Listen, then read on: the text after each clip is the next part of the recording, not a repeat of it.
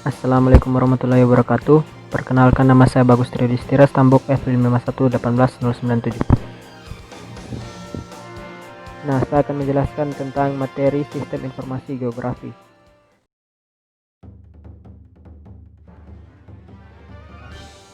Yang pertama itu analisis sistem informasi geografi. Kemampuan analisis spasial menggunakan SIG dapat diklasifikasikan bermacam-macam. Yang pertama itu fungsi buffer, kedua fungsi overlay, ketiga fungsi network, dan yang terakhir fungsi 3D analysis. Buffer atau buffering merupakan salah satu analisis spasial yang sering digunakan dalam SIG.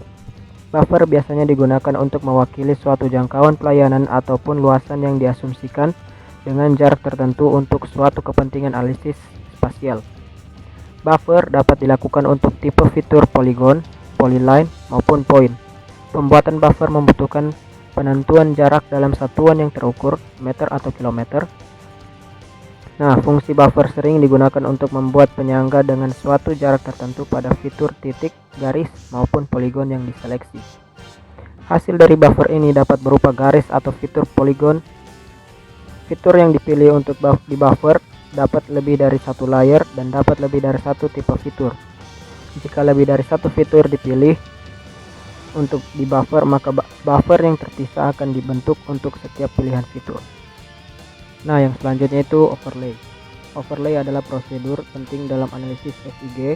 Overlay yaitu kemampuan untuk menempatkan grafis satu peta di atas grafis peta yang lain dan menempatkan atau menampilkan hasilnya di layar komputer atau pada plot. Pemahaman bahwa overlay peta minimal 2 peta harus menghasilkan peta baru adalah hal mutlak. Dalam bahasa teknis, harus ada poligon yang terbentuk dari 2 peta yang di overlay.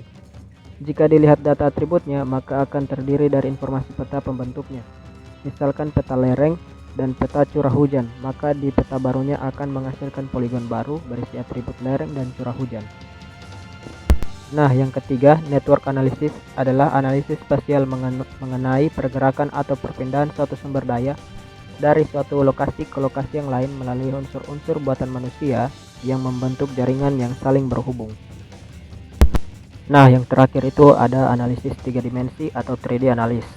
3D analysis merupakan salah satu tool dalam perangkat lunak ArcGIS yang dapat digunakan untuk menganalisis suatu objek di permukaan bumi secara 3-dimensional berdasarkan informasi koordinat X, Y, Z yang ada pada objek tersebut.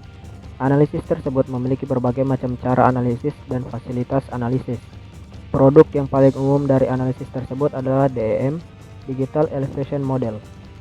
Nah, DEM merupakan suatu sistem, model, metode, dan alat dalam mengumpulkan, memproses, dan menyajikan informasi medan.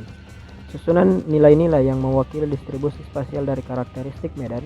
Distribusi spasial diwakili oleh nilai-nilai pada sistem koordinat horizontal X, Y, dan karakteristik medan diwakili oleh ketinggian medan dalam sistem koordinat Z.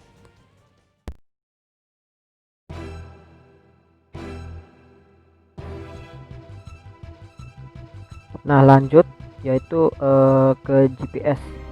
GPS merupakan singkatan dari Global Positioning System, sebuah sistem yang dapat menunjukkan posisi benda di permukaan bumi secara tepat di semua tempat, pada semua kondisi, dan pada setiap waktu.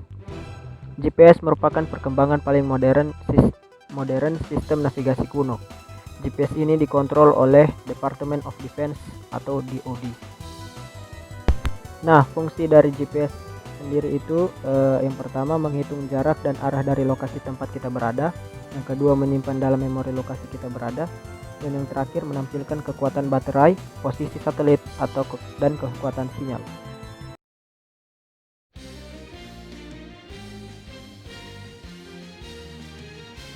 Selanjutnya kita masuk ke materi sistem proyeksi peta.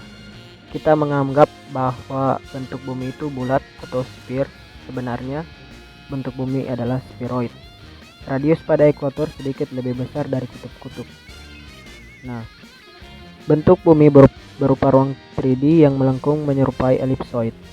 Untuk merepresentasikan bentuk bumi dalam bidang datar atau 2D, perlu dilakukan transformasi dengan menggunakan metode proyeksi peta.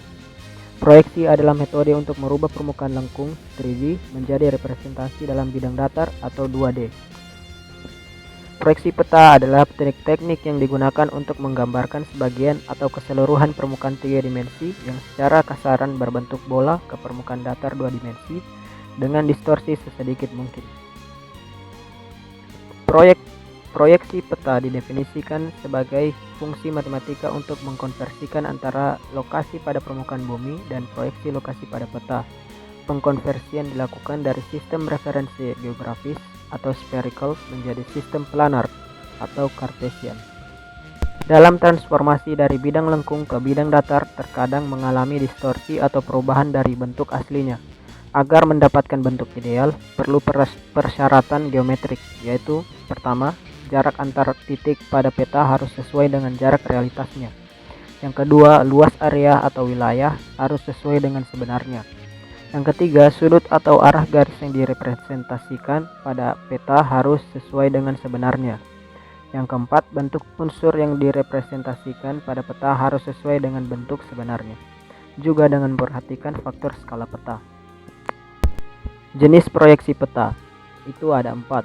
Yang pertama, menurut bidang proyeksi. Yang kedua, menurut kedudukan garis, karakteristik atau bidang proyeksi terhadap bidang datum yang digunakan. Yang ketiga, menurut ciri-ciri asli yang tetap dipertahankan. Dan yang terakhir, menurut karakteristik singgungan antara bidang proyeksi dengan bidang datum. Nah, sekian video dari saya. Apabila ada salah kata mohon dimaafkan. Wabillahi taufiq wal hidayah. Wassalamualaikum warahmatullahi wabarakatuh.